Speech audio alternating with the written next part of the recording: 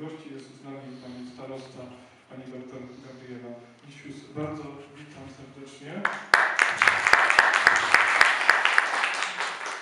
Jest również pan starosta, pan Jacek Til, również witam serdecznie. Pan prezydent Arkadiusz Kraszkiewicz, witam również serdecznie. Pan Michał Bieliński, witam serdecznie. Wydział Kultury Miasta Wrocławia. Jest również pan Piotr Syrocki z powiatu, Wydział Kultury, witamy serdecznie.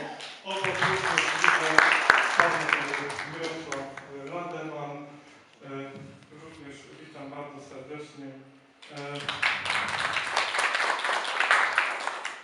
Witam wszystkich szanownych gości, także z zaprzyjaźnionych instytucji, z Muzeum Ziemi Ludzkiej, widzę tutaj przedstawicieli. Bardzo nam miło, żeście Państwo przybyli.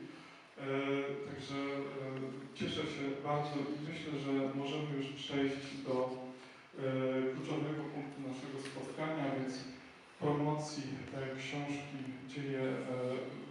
Dzieje Wejherowa na jeden dzień, na symboliczny jeden dzień. Mam nadzieję, że więcej przeczytania i przyswojenia sobie tej lektury Państwu czasu nie zajmie.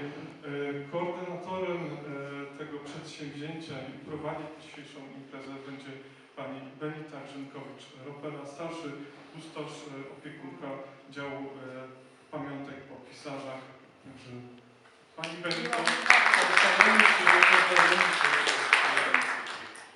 Chciałam oczywiście tutaj też serdecznie powitać Państwa. Dzisiaj pozwolę sobie zadawać pytania autorom, Adamowi Lubockiemu i Michałowi Hinz oraz autor okładki Artur Wyszecki również opowie o swoich inspiracjach związanych z powstaniem okładki. To cóż, zapraszamy do